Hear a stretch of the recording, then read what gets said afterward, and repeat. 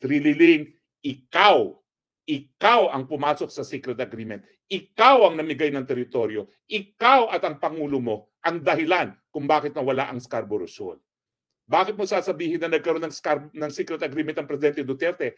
Walang teritoryong nawala sa Pilipinas ng panahon ni Presidente Duterte. Ikaw ang pumasok sa secret agreement.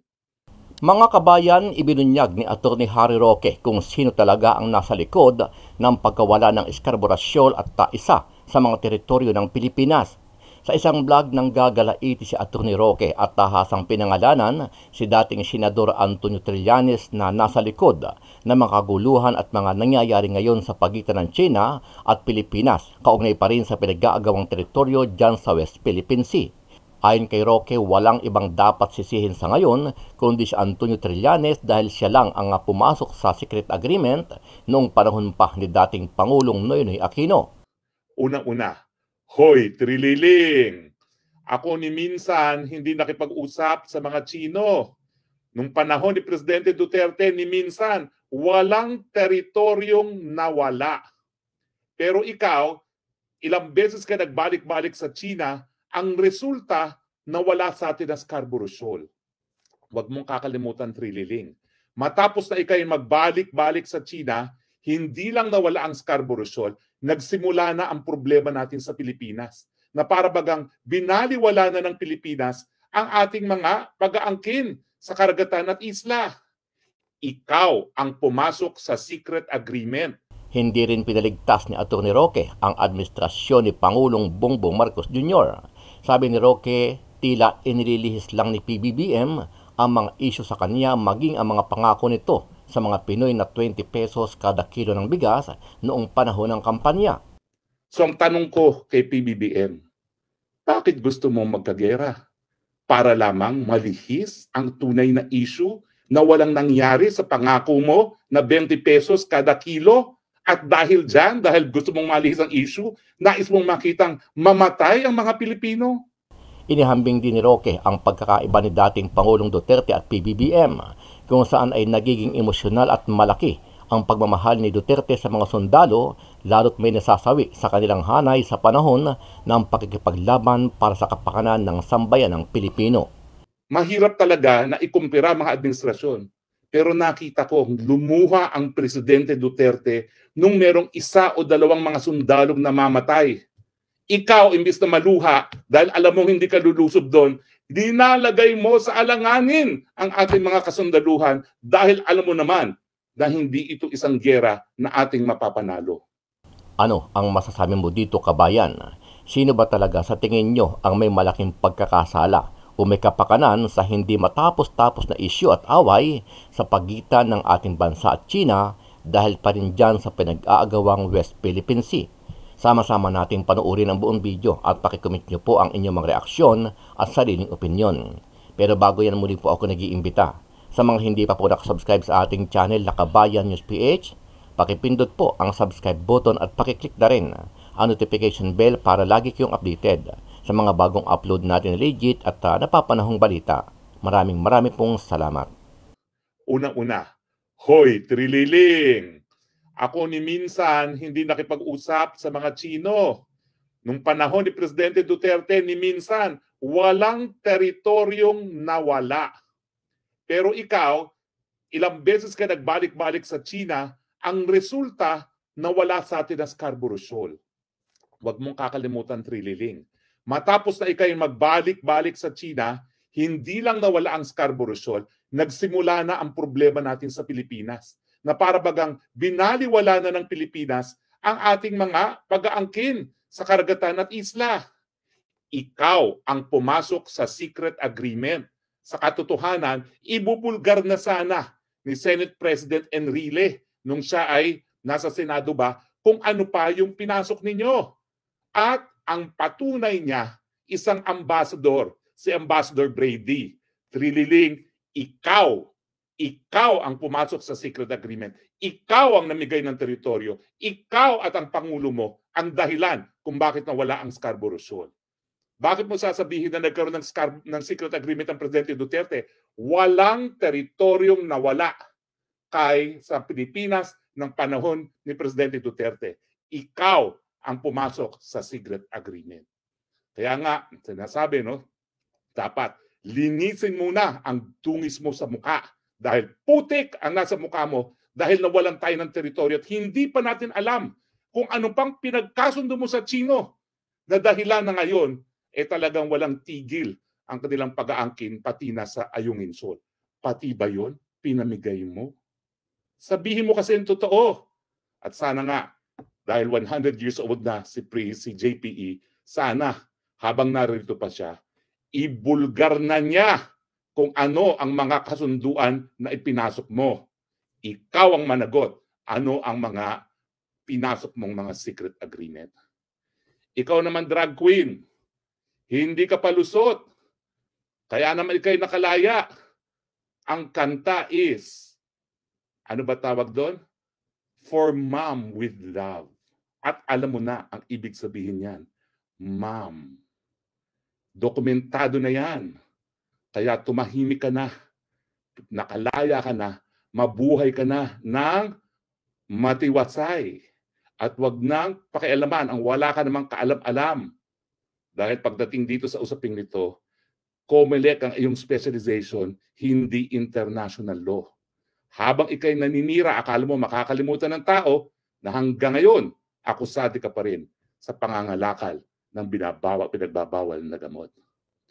At ikaw naman, Mr. Justice, ano na naman yung sinasabi mo na pinimigay na naman ang karapatan natin ng Presidente Duterte? Unang-una, walang soberenya dyan sa Ayungin.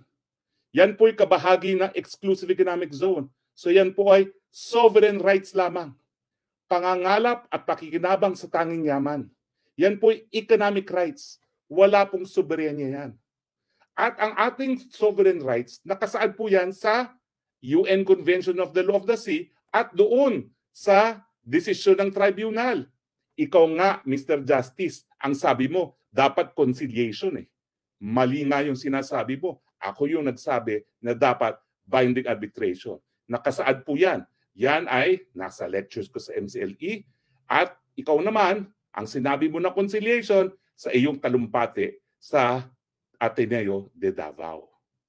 Wala pong soberenya dyan sa Ayungin Shoal. Huwag natin linlangin ng taong bayan. Wala tayong titulo dyan. Economic rights lamang na pangangalap ng tanging yaman. Nakakalungkot po. Kaya ko naman po binalikan ng kasaysayan dito sa agreement para mapakita na mayroong alternatibo. Hindi po totoo na ngayon lang nangyayari itong hidwaan. Nangyari din po yung water cannon incident sa panahon ni Presidente Duterte. Hindi naman ibig sabihin na palibasa BFF wala silang naging hidwaan. Nagkaroon din po ng water cannon incident dahil dyan sa Ayungin. At nung pinatawag niya yung ambassador ng China, talagang sinabi ni Presidente, siguraduhin mong walang mamamatay akong sundalo. Dahil pag minamatay na sundalo, ibang usapin na yan. Pero naiwasan na po ang mga water cannon incident dahil alam natin kung anong nagpapagalit sa China, yung pagbabadala ng supplies. Now, mayroong bang secret agreement na hindi magpapadala ng supplies at ang papadala ay tubig at pagkain lamang? Wala. Dahil kung iisipin ninyo, napakabulok na yung Sierra Madre yan. Kung pagkain at tubig lang ang pinapadala sa 6 na taon, baka siguro lumubog na yan. Pero may diferensya. Ang diferensya, nung nalaman natin na nagkakaroon ng water cannon incident dahil sa pagpapadala ng supplies, diskarte ang ginamit ni Presidente Duterte. Hindi ako naniniwala na walang repair na nangyari kasi lulubog na yan otherwise. Pero dineskartehan. Huwag niyong iwagayway.